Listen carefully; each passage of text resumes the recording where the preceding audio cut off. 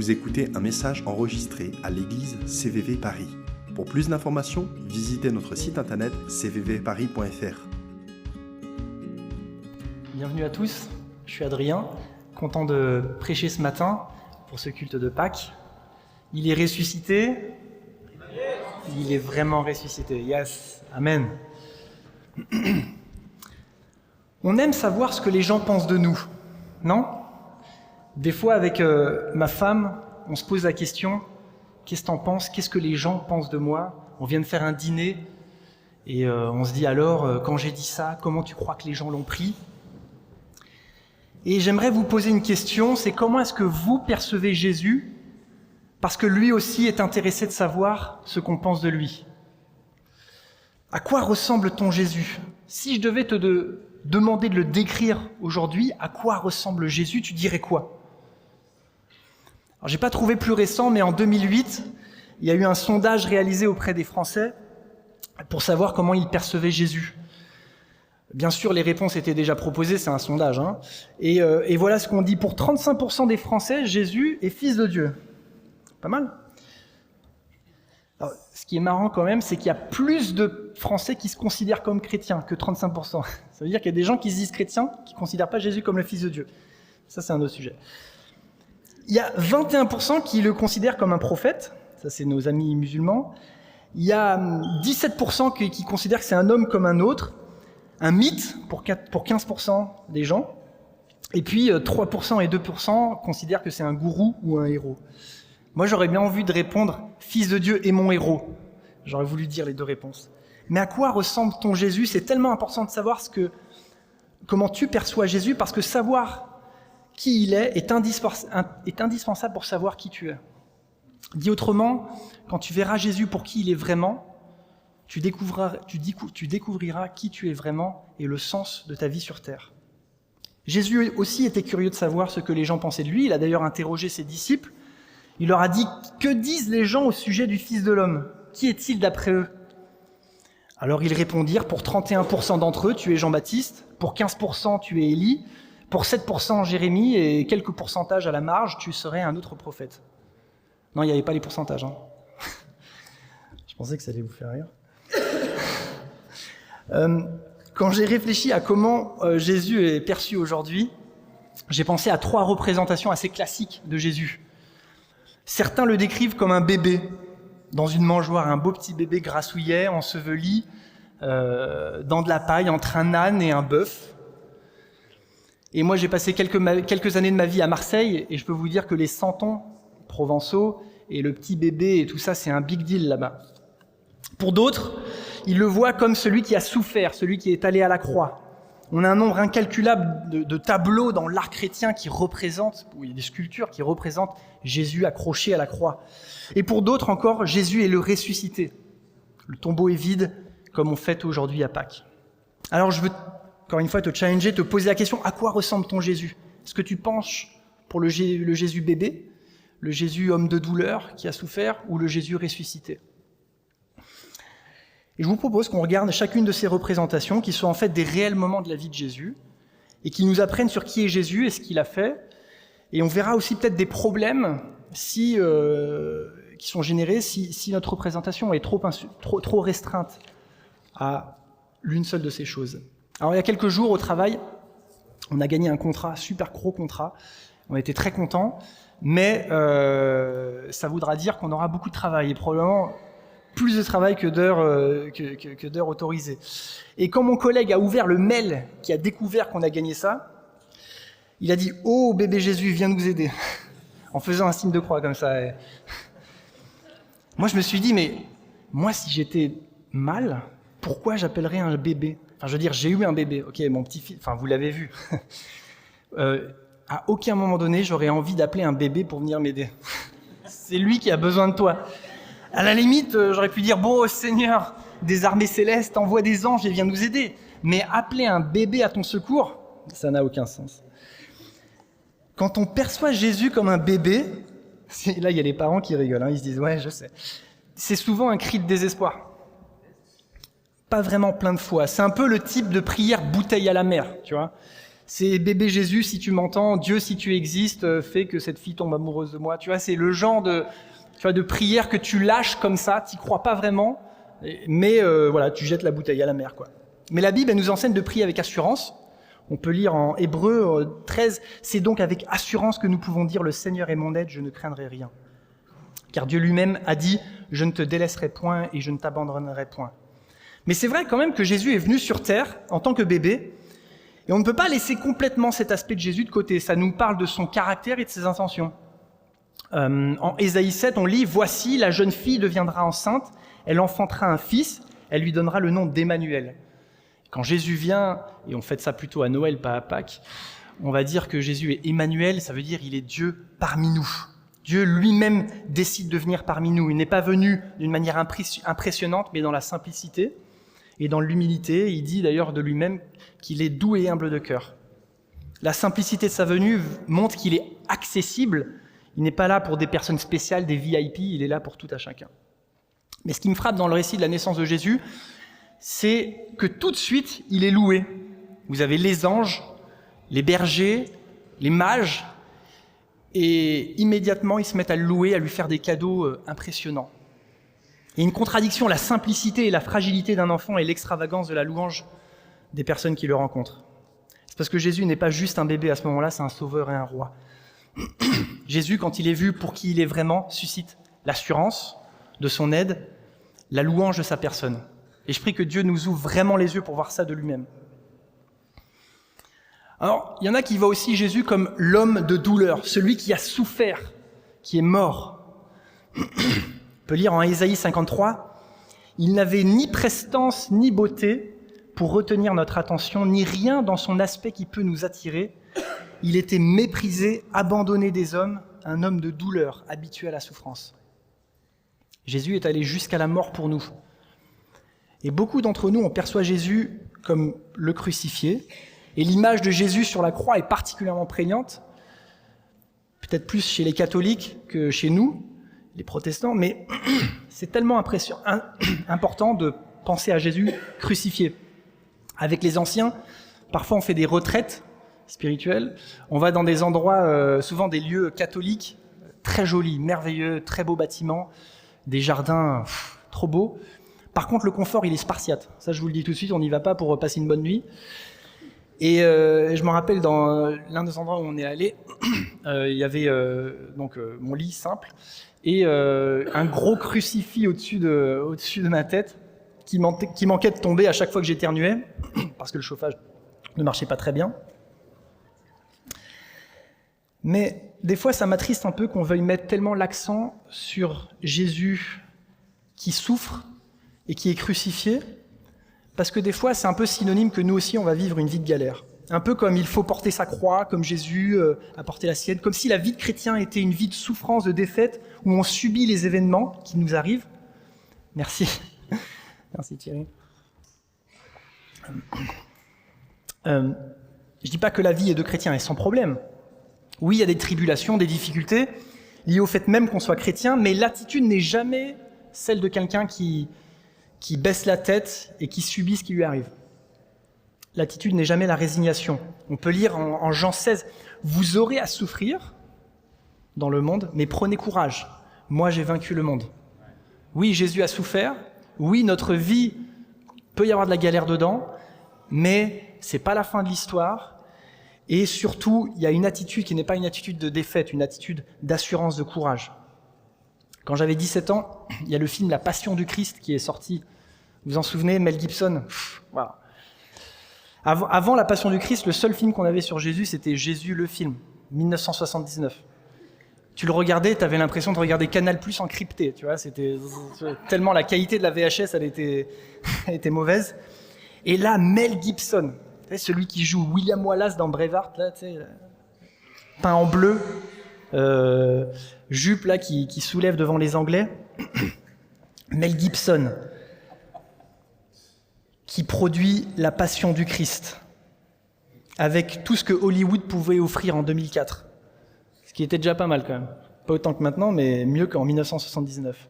Et donc j'étais allé le voir au cinéma. Tous ceux qui ont moins de 20 ans, il y en a qui ont moins de 20 ans ? Non. Bon, ok, je vais rien dire. Non, enfin, parce que quand même... Ah à l'époque, on allait au cinéma, en fait, avant que... Il y avait Netflix, Disney+, Paramount+, Prime, Amazon, etc. En fait, on se déplaçait vraiment. Et surtout, tu devais attendre 3 mois avant que le film sorte en France. Il sortait aux États-Unis et il fallait attendre. Ouais. Maintenant, tout ça en même temps. T'es dans ton canapé, t'appelles un Uber Eats et voilà. Et tu te fais la Passion du Christ. Donc moi, j'y étais allé au cinéma. Et c'était chaud, hein. Y en a... Enfin, ouais. Je m'en souviens que des personnes étaient sorties de la salle tellement c'était assez gore quand même. Et ce film m'a vraiment, je pense, ouvert les yeux sur la souffrance que Jésus a endurée. Et tellement des fois les protestants on est focalisés sur la résurrection de Jésus qu'on en oublie sa crucifixion. Et le fait qu'il ait souffert pour nous. Et la scène, je me la suis refaite cette semaine, où Jésus est fouetté, elle dure 4 minutes. Elle est longue, elle est sordide. C'est horrible, hein, où Jésus se fait fouetter, puis après il porte sa croix, et il est cloué, c'est vraiment terrible. On n'aurait pas tenu face à l'atrocité de sa mort. Vous savez, ce qui est bluffant dans tout ça, c'est que Jésus y allait volontairement. Il n'a pas été contraint, il n'a pas été forcé, il est allé lui-même à la croix. Alors il y avait des Romains, des gardes et tout, mais c'est lui qui a décidé de se laisser faire. Il y allait de son plein gré. Il faut imaginer la scène, la veille de sa crucifixion, il est à table avec ses disciples, le dernier repas, c'est vraiment le repas de toutes les révélations. D'abord, Jésus il dit que quelqu'un va le trahir, l'un des 12, et là ils disent 12, non, c'est moi, c'est toi et tout, et puis Judas, à la Jérôme Cahuzac, tu sais, les yeux dans les yeux, Jean-Jacques Bourdin, tu vois, c'est pas moi, maître.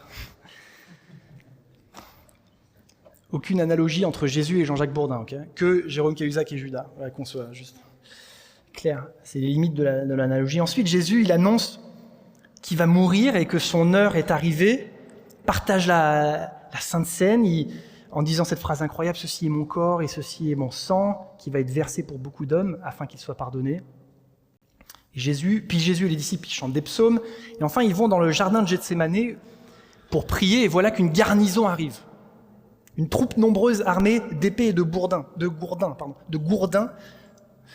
Alors que Pierre dégaine son épée, coupe l'oreille du serviteur du grand prêtre, Jésus magistralement il dit « Penses-tu donc que je ne pourrais pas faire appel à mon Père ? À l'instant même, il enverrait des dizaines de milliers d'anges à mon secours. » Jésus, il s'est laissé faire. Il y allait de son plein gré. À tout moment de sa souffrance et de sa crucifixion, il aurait pu demander au Père de lui envoyer des anges qui l'auraient sauvé. Il a aussi dit « Personne ne peut m'ôter la vie. Je la donne de mon plein gré. J'ai le pouvoir de la donner et de la reprendre. » Personne ne l'a forcé, il a choisi ce chemin. Et notre Jésus qui a souffert, ce n'est pas une victime, c'est un héros, comme 2% des gens qui le croient, qui s'est donné. C'est dans l'acte le plus sordide, le plus injuste, que le plus grand acte d'amour a été démontré. Et alors que Jésus est sur la croix, cloué, il faut penser des clous plantés dans sa chair, dans ses mains, dans ses pieds, en train de se pousser sur ses clous pour prendre des respirations, couronne d'épines enfoncée dans sa tête, les gardes lui tapaient avec des bâtons pour enfoncer les épines dans sa tête, il dit « Père, pardonne-leur ». Quel amour alors qu'il est en train d'agoniser, il est en train de penser à chacun d'entre nous, à chacun d'entre vous quand il était sur cette croix. Il était capable, il est Dieu. Son amour pour nous, il est incompréhensible, invraisemblable, incommensurable. Alors qu'on était encore des pécheurs, Christ est mort pour nous. Voilà ce que nous dit Paul.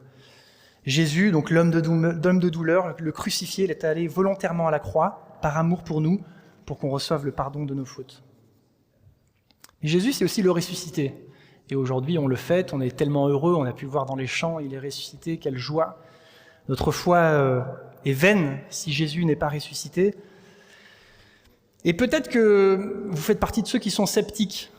Ok, Jésus a existé, ça va. Les livres d'histoire le disent. Jésus mort, pourquoi pas, ouais, enfin oui, mort. Hein. Mais Jésus ressuscité, là j'ai plus de mal. Pourtant, il y a des arguments qui peuvent nous aider à croire au fait que Jésus est ressuscité. D'abord, Jésus s'est montré il y a plus de 500 personnes, des témoins oculaires, qui ont vu Jésus après sa mort. 500, c'est pas mal, hein, dans un procès, ça a du poids.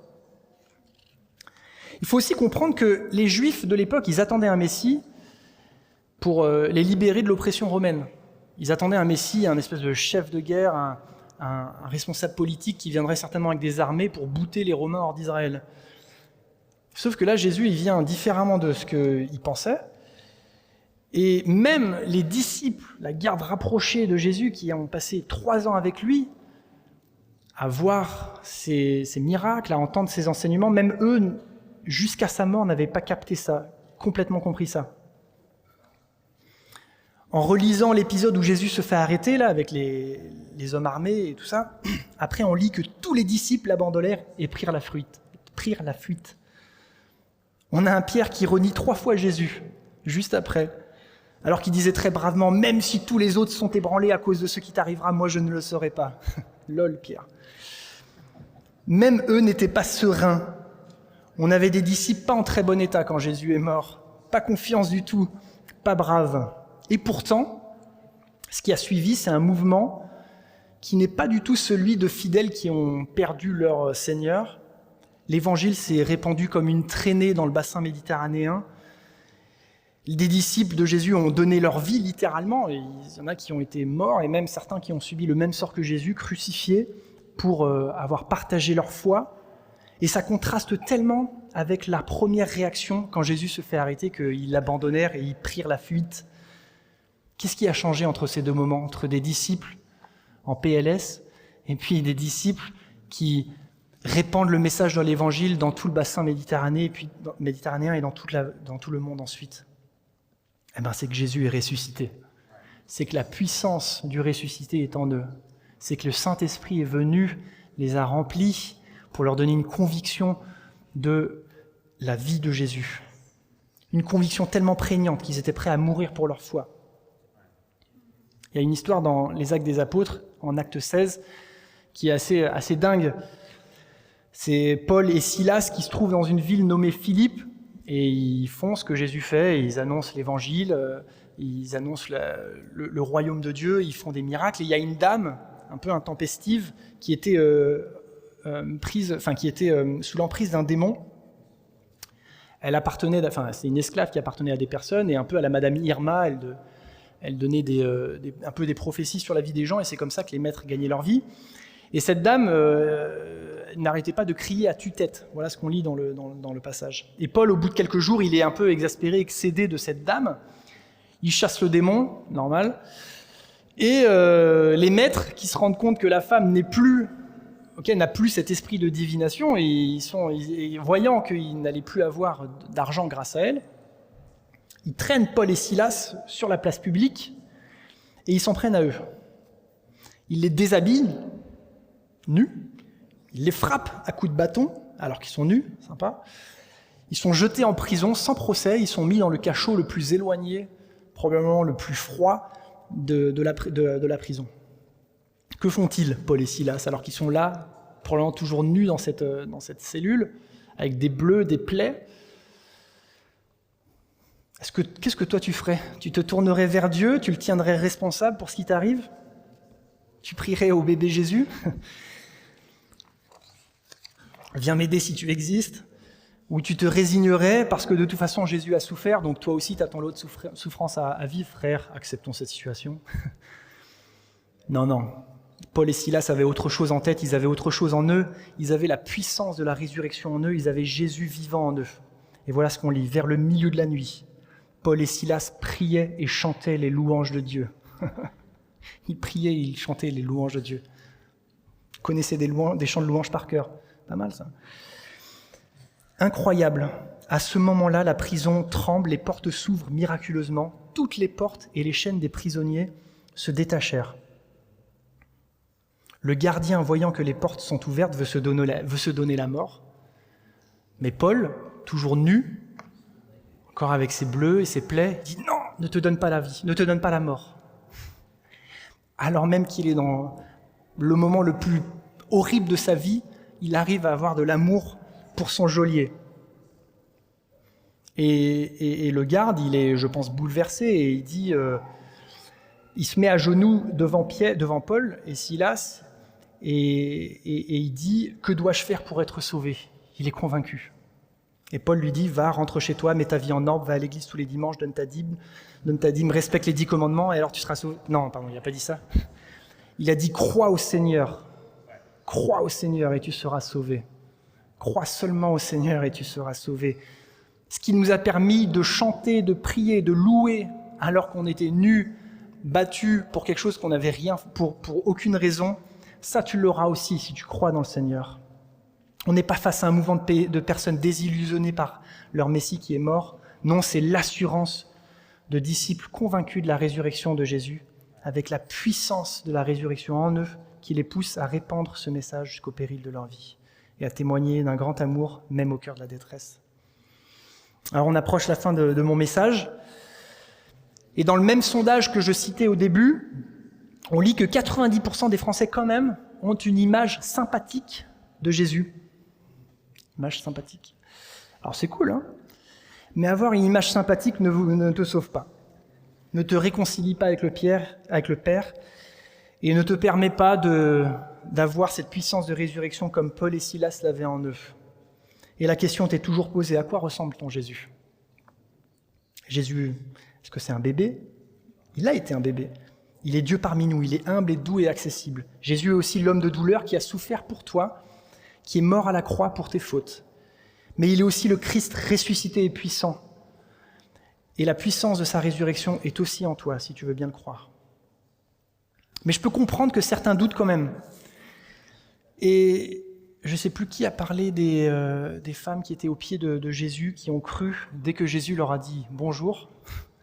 Mais il y a un des disciples de Jésus qui a passé, que je disais, 3 ans avec lui, qui lui n'a pas cru. Thomas. Je crois que ce que je vois. Il y a ses amis disciples qui lui disent « je te promets, Jésus est ressuscité ». Il dit « non, il n'y a pas moyen, c'est pas vrai ». Et Jésus a tellement de grâce et d'amour pour Thomas qu'à un moment donné, il se présente à lui, il le rencontre et il dit « regarde, Thomas, c'est bien moi ». Et il lui montre les stigmates de sa crucifixion. Et là, Thomas reconnaît et voit Jésus. Quel amour Jésus a eu pour Thomas. Il aurait pu être excédé aussi, comme Paul l'a été avec la femme qui crie à tue-tête. Mais non, il avait de l'amour pour Thomas et il a bien voulu le rencontrer. Je pense que certains, vous avez entendu, comme les disciples disaient à Thomas, il est ressuscité. Vous avez entendu des choses incroyables de Dieu, vous avez entendu qu'il est ressuscité, mais vous avez besoin de le rencontrer, vous avez besoin de le voir, de le toucher, de le rencontrer. Vous avez besoin d'une rencontre avec lui. Alors, j'aimerais vous lire maintenant un dernier passage, parce que quand même le titre de la prédication, c'est « À quoi ressemble ton Jésus ?» On a une description de Jésus que Jean fait quand il écrit l'Apocalypse, le dernier livre de la Bible. Une description assez majestueuse, assez glorieuse, qui tranche avec le petit bébé grassouillet dans la crèche. Voilà ce qu'il dit. « Je me retournai pour connaître quelle était la voix qui me parlait. Et après m'être retourné, je vis 7 chandeliers, et au milieu des 7 chandeliers, quelqu'un qui ressemblait à un fils d'homme, vêtu d'une longue robe, ayant une ceinture d'or sur la poitrine. Sa tête et ses cheveux étaient blancs comme de la laine blanche, comme de la laine blanche. Ses yeux étaient comme des flammes de feu. Ses pieds étaient semblables à de l'airain ardent, du bronze ardent, comme s'il eût été embrasé par une fournaise, et sa voix était comme le bruit de grandes eaux. Il avait dans sa main droite 7 étoiles, et de sa bouche sortait une épée à double tranchant. Et son visage était comme le soleil lorsqu'il brille dans sa force. Quand je le vis, je tombais à ses pieds comme mort. » Voilà le Jésus, comment il est aujourd'hui. Notre Jésus, notre Sauveur, notre Jésus ressuscité, il ressemble à ça maintenant.